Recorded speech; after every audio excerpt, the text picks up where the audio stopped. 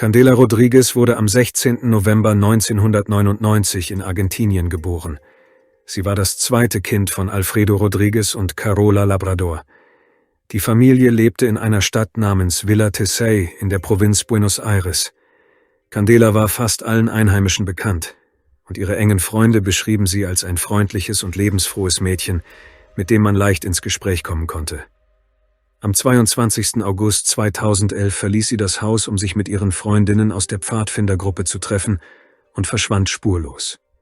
Zu diesem Zeitpunkt befand sich Candelas Vater Alfredo bereits seit mehr als 14 Monaten im Gefängnis. Der Mann war wegen eines schweren Diebstahls in der Gemeinde Moron verhaftet worden. Deshalb musste sich die Mutter des Mädchens selbst an die Polizei wenden, um ihre Tochter als vermisst zu melden.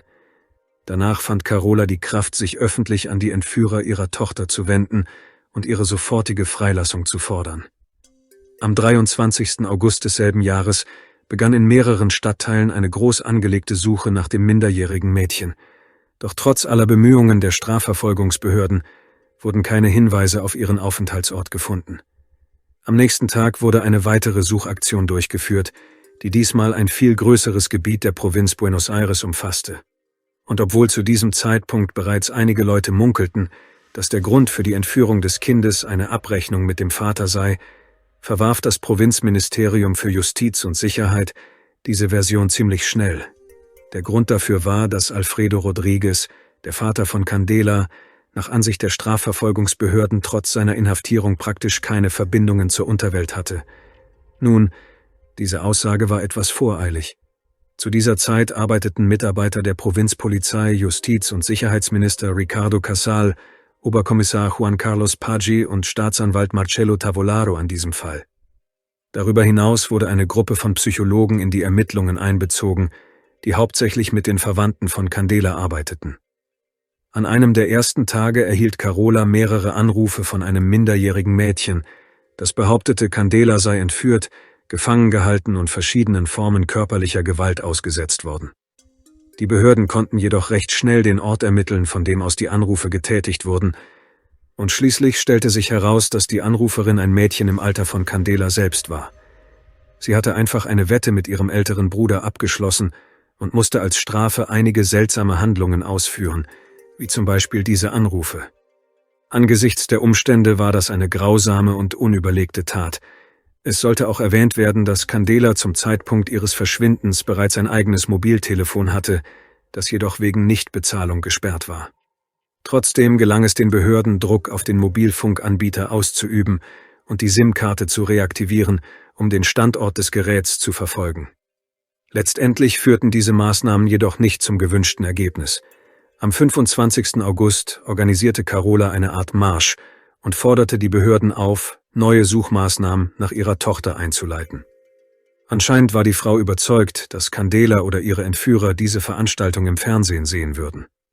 Deshalb wandte sie sich erneut an die mutmaßlichen Täter und sagte, dass sie wisse, wie sie aussehen und dass sie ihre Tochter auf jeden Fall finden werde. Es sah so aus, als ob Carola tatsächlich die Personen kannte, die hinter der Entführung von Candela stecken könnten.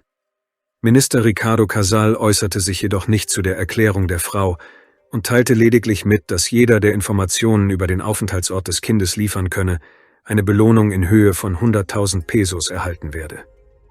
Am 27. August desselben Jahres bestand Carola erneut darauf, den Entführern über die Medien eine direkte Botschaft zu übermitteln. Die Frau war der Meinung, dass die Menschen, die ihre Tochter gefangen hielten, verstanden, dass ihre Zeit ablief. In ihrer neuen Botschaft bezeichnete sie sogar als Jungs, was den Eindruck erwecken konnte, dass sie kannte. Es schien, als seien Carolas Worte endlich gehört worden. Zumindest erhielt die Frau am nächsten Tag einen Anruf von den mutmaßlichen Entführern. Sie versicherten ihr, dass sie ihre Tochter nicht sehen würde, solange sie ihnen das Geld nicht zurückgab. Sie sagten ihr auch, sie solle ihren Ehemann fragen, wo er das Geld versteckt habe. Es ist nicht sicher, ob es der Frau gelang, mit ihrem Mann zu sprechen, der, wie ich in Erinnerung rufen möchte, eine Haftstrafe verbüßte. Sicher ist jedoch, dass Carola bereits am 29. August eine weitere Demonstration anführte und erneut mit Vertretern der Medien sprach. In ihrer neuen Botschaft an Candela erklärte die Frau, dass sie kurz davor stehe, sie zu finden. Am Morgen des 30. August starteten mehrere argentinische Prominente eine Kampagne mit dem Titel »48 Stunden für Candela«. Ihr Hauptziel war es offensichtlich, das Kind zu finden. Am nächsten Tag wurden in der Gegend, in der das Mädchen mit ihrer Mutter, ihrem Bruder und ihrer Schwester lebte, mehrere operative Maßnahmen durchgeführt, in deren Folge es den Behörden gelang, Candelas leblosen Körper zu finden. Er lag in einer kleinen Reisetasche am Rande der Autopista del Oeste, etwa 30 Häuserblocks vom Haus der Familie entfernt. Am Abend desselben Tages beschlagnahmten die Behörden das Auto eines Mannes namens Juan Manuel El Gordo Velasco, eines Nachbarn der Familie Rodriguez. Es wurde vermutet, dass er an der Entführung und Ermordung des Mädchens beteiligt gewesen sein könnte, sodass in seinem Fahrzeug möglicherweise Beweismaterial zu finden war. Am Morgen des 1. September 2011 wurde die Autopsie von Candelas Leiche durchgeführt. Sie ergab, dass das Mädchen entweder am 29. oder 30. August getötet worden war. Die Haupttodesursache war mechanische Erstickung. Darüber hinaus wies der Bericht der Gerichtsmedizin auf einen weiteren schrecklichen Umstand hin. Es stellte sich heraus, dass das Mädchen nur wenige Augenblicke vor seinem Tod zu sexuellen Handlungen gezwungen worden war. Die Beerdigung von Candela fand noch am selben Tag statt. Buchstäblich alle Mitglieder ihrer Familie sowie zahlreiche mitfühlende Bürger kamen, um ihr Beileid auszudrücken. Am 2. September desselben Jahres richteten die Strafverfolgungsbehörden ihre Aufmerksamkeit auf den ehemaligen Partner der Tante des verstorbenen Mädchens. Dieser Mann war unter dem Spitznamen Ovejo Martin oder Martin E. bekannt und hatte eine lange Liste von Straftaten im Zusammenhang mit dem illegalen Handel vorzuweisen. Allerdings hatte auch er nichts mit dieser Entführung zu tun. Am 5. September vermutete die Generalstaatsanwältin der Gemeinde Moron, Neva Woodgate, dass die Leiche des verstorbenen Mädchens von den Tätern gründlich gewaschen worden war, bevor sie beseitigten. Woodgate erklärte außerdem, dass weder sie selbst noch ihre Kollegen Beweise dafür hätten, dass das Hauptziel dieser Entführung reine Erpressung gewesen sei. Darüber hinaus seien laut der Frau keine Spuren von Misshandlungen am Körper von Candela gefunden worden. Diese Aussage stand jedoch fast vollständig im Widerspruch zu den Informationen, die im Autopsiebericht angegeben waren. Dennoch gaben die Behörden keine offizielle Erklärung zu diesem Thema ab. Am 6. September beschuldigte der Verwaltungschef der Provinz Buenos Aires die Medienvertreter, die Ermittlungen in diesem Fall zu behindern. Am Abend desselben Tages durchsuchten die Behörden ein Haus, das etwa 5 Blocks von der Fundstelle der Leiche des Mädchens entfernt lag. Dort fanden sie DNA-Spuren von Candela. Das Haus gehörte einer Frau namens Gladys Mabel Cabrera. Aus diesem Grund wurden sie selbst sowie mehrere ihrer engsten Bekannten, nämlich Ramona Nestor Altamirano, Alfredo Monterosa und dessen Sohn Gustavo Damian, sofort festgenommen. Danach führten die Polizeibeamten eine zweite, viel gründlichere Durchsuchung des Hauses von Gladys Cabrera durch und beschlagnahmten fast das gesamte Geschirr, auf dem noch Essensreste zu finden waren. Am Abend des 7. September 2011 wurden die Ergebnisse der Untersuchungen veröffentlicht. Gleichzeitig wurde bekannt, dass auf einem der Gläser Candelas DNA gefunden worden war. Infolgedessen wurde Gladys Cabrera wegen Kindesentführung angeklagt. Die übrigen Festgenommenen wurden wegen Beihilfe und Begünstigung angeklagt. Alle Verdächtigen wurden zur Polizeistation gebracht und persönlich von Staatsanwalt Marcelo Tavolaro verhört. Unmittelbar nach dem Verhör kam die Hypothese auf, dass Gladys und Gustavo Damian die Haupttäter waren, während die anderen Festgenommenen ihnen lediglich dabei geholfen hätten, die Leiche des Kindes zu beseitigen. Am 8. September desselben Jahres wurde auch ein Inspektor namens Fabián Oviedo, der zuvor in diesem Fall nicht aufgetaucht war, von den Behörden ins Visier genommen. Nach Ansicht der Strafverfolgungsbehörden nutzte Fabián Oviedo seine dienstliche Stellung, um sich an illegalen Geschäften zu beteiligen und gleichzeitig straffrei zu bleiben. Neben der Anklage wegen Beihilfe zur Entführung von Candela wurde er auch des Mordes an einem Mann namens Fabián Garrachita beschuldigt. Am selben Tag befragten Polizeibeamte einige Anwohner in der Hoffnung, zusätzliche Informationen zum Fall Candela Rodriguez zu erhalten. Nur wenige Stunden später wurde eine weitere Person namens Hugo Elvio Bermúdez von den Behörden festgenommen. Er lebte mit seiner Frau und 3 Kindern in der Nähe des Hauses des entführten Mädchens. Ein Zeuge, dessen Identität nie bekannt gegeben wurde, beschuldigte diesen Mann nicht nur der Entführung des Kindes, sondern auch des illegalen Handels. Aufgrund dieser Aussage wurde bei Bermudez ein roter Lieferwagen beschlagnahmt, in dem Seile, Kondome sowie ein Staubsauger gefunden wurden, der möglicherweise zur Beseitigung von Beweismitteln verwendet worden war. Im Grunde genommen war es dieser Zeuge, der auf Bermudez hinwies und den Behörden half, die meisten der Festgenommenen mit dem Verschwinden von Candela in Verbindung zu bringen. Am 9. September, nach einer weiteren Reihe von Verhören, änderte sich plötzlich alles. Letztendlich wurde Hugo Bermudez zum Hauptverdächtigen erklärt, während den anderen Festgenommenen lediglich Beihilfe zum Verbrechen vorgeworfen wurde. Noch am selben Tag beantragte der Anwalt Alfredo Monterrosa die sofortige Freilassung seines Mandanten und dessen Sohnes. Die Begründung für diesen Antrag war die Tatsache, dass beide angeblich nichts von ihrer Beteiligung an dem Verbrechen gewusst hätten und nie Kontakt zu dem entführten Mädchen gehabt hätten. Das Gleiche tat auch der Menschenrechtsaktivist Ramón Néstor Altamirano. Er erklärte nicht nur, dass sein Mandant unschuldig sei, sondern beschuldigte auch den Hauptzeugen, falsche Aussagen gemacht zu haben, mit dem einzigen Ziel, eine Belohnung zu erhalten, die zu diesem Zeitpunkt bereits 400.000 Pesos betrug.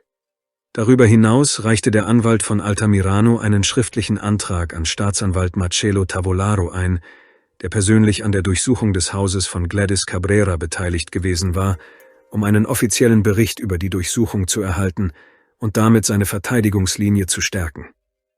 Am 12. September wurden 3 Verdächtige, nämlich Gustavo Venezuela, Alfredo Monterrosa und sein Sohn, freigelassen. Die übrigen mutmaßlichen Straftäter blieben weiterhin in Haft.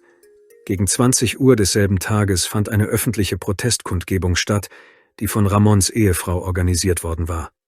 Ihr einziges Ziel war es, dass die Behörden ihren Mann freiließen. Erstaunlicherweise kam es nach 23 Uhr zu mehreren weiteren Festnahmen, die ebenfalls mit der Entführung von Candela in Verbindung standen. Als erste wurden der Taxifahrer José Luis Flores, genannt El Polo, und seine Partnerin Liliana Susana Cabrera festgenommen. Ein weiterer Festgenommener war ein Mann namens Fabián Espíndola. Bemerkenswert ist, dass er sich zum Zeitpunkt seiner Festnahme wegen eines kürzlich erlittenen Überfalls im Krankenhaus befand. Am nächsten Morgen gelang es jedoch dem Anwalt von José Luis Flores und seiner Lebensgefährtin, ihre Freilassung zu erwirken. Am 14. September nahm die Untersuchung dieses Falls, wenn auch nur für kurze Zeit, eine neue Wendung. Die Behörden konzentrierten sich auf Informationen über die Entführung von Alejandra Romagnoli, der Tante von Candela, die zu Beginn des Sommers desselben Jahres stattgefunden hatte. Die Theorie, dass Alejandra Romagnoli und Candela Rodríguez von denselben Personen entführt worden waren, konnte jedoch nicht bestätigt werden. Unterdessen beteuerte Ramón Néstor Altamirano, der zuvor als mutmaßlicher Komplize der Entführung festgenommen worden war, erneut seine Unschuld. Er wandte sich an Staatsanwalt Tavolaro und gab persönlich Informationen über einige Personen weiter, die er angeblich im Haus von Gladys Cabrera gesehen hatte. Am Abend desselben Tages wurden 2 weitere Personen verhaftet, nämlich Fabián Gabriel Gómez und Guillermo López. Sie standen in Verbindung mit einem Telefonanruf, den Carola, die Mutter von Candela, am 29. August erhalten hatte, und hatten offenbar etwas mit dem bereits bekannten Hugo Bermudez zu tun. Der Staatsanwalt nahm persönlich ihre Aussagen auf, und beide erklärten, dass sie unschuldig seien. Ich möchte präzisieren, dass zu diesem Zeitpunkt noch 7 Personen in Haft waren. Praktisch alle wurden aufgrund der Aussage eines anonymen Zeugen festgenommen, dessen Identität nach wie vor nicht bekannt war. Am 17. September bestätigten mehrere lokale Medien, dass Hugo Bermudez tatsächlich Kontakt zu Carola, der Mutter von Candela, aufgenommen hatte. Am selben Tag begann eine groß angelegte Untersuchung der Daten auf den Mobiltelefonen der Festgenommenen. 2 Tage später traf sich der Anwalt von Ramón Néstor Altamirano mit Vertretern der Medien und erklärte, dass die DNA-Tests seines Mandanten negativ ausgefallen seien. Am 22. September begannen die Behörden mit der Suche nach einem weiteren Verdächtigen, auf den der zuvor festgenommene Fabián Espíndola hingewiesen hatte. Kurz darauf erklärte Fabián jedoch, dass die Strafverfolgungsbehörden ihn gezwungen hätten, seine Beteiligung an dem Fall zu gestehen. Zu diesem Zeitpunkt hatte Carola Labrador, die Mutter von Candela, bereits keinen Zweifel mehr daran, dass die Entführung eine Form der Rache an ihrem Ehemann war. Sie bestritt jedoch weiterhin, jemanden der Festgenommenen zu kennen, und verteidigte den Vater ihrer Tochter, Alfredo Rodríguez, so gut sie konnte. Am 25. September 2011 gab Staatsanwalt Marcelo Tavolaro eine weitere Erklärung ab, in der er mitteilte, dass jeder der zuvor Festgenommenen am Tod von Candela Rodriguez beteiligt gewesen sein könnte. Aufgrund der zahlreichen Fehler und Widersprüche, die im Laufe der Ermittlungen gemacht worden waren, mussten die Behörden jedoch die schwierige Entscheidung treffen, alle Verdächtigen freizulassen, um die Untersuchung von vorne zu beginnen. Erst im Jahr 2017, mehr als 6 Jahre nach dem Verbrechen, sprach das Strafgericht der Gemeinde Moron endlich sein Urteil. Der 63-jährige Hugo Elvio Bermúdez und sein 43-jähriger Komplize Leonardo Daniel Jara wurden zu lebenslanger Haft wegen der rechtswidrigen Freiheitsberaubung und der Ermordung eines minderjährigen Mädchens verurteilt. Darüber hinaus fällte das Gericht ein vorläufiges Urteil gegen den 49-jährigen Fabián Gabriel Gómez, der als Mitwisser zu 4 Jahren Haft verurteilt wurde. Bei der Urteilsverkündung berücksichtigten die Richter unwiderlegbare Beweise, darunter DNA-Analysen, Abhörprotokolle von Telefongesprächen und Zeugenaussagen, die letztendlich alle 3 Verurteilten eindeutig mit der Entführung und Ermordung von Candela Rodriguez in Verbindung brachten. Das Gericht stellte außerdem fest, dass das Hauptmotiv für die Entführung des Mädchens tatsächlich eine Abrechnung mit ihrem Vater Alfredo Rodriguez war, der den Tätern offenbar eine beträchtliche Geldsumme schuldete. Ende Juni 2020 bestätigte das Berufungsgericht in Buenos Aires die zuvor gegen Bermúdez und Jara verhängten lebenslangen Haftstrafen sowie die 4-jährige Strafe gegen Gómez. Nach der Urteilsverkündung trat Carola Labrador kurz vor die Kameras. Mit gebrochener Stimme sagte sie: „Ich habe Ihnen im Moment nichts zu sagen. Ich wollte nur tun, was ich versprochen hatte. Und als sie dort gefunden wurde, habe ich mein Versprechen gehalten. Ich habe gesagt, dass die Täter hart bestraft werden. Jetzt möchte ich einfach nur nach Hause zu meinen Kindern zurückkehren. Das bringt sie zwar nicht zurück, aber die Gerechtigkeit hat endlich gesprochen."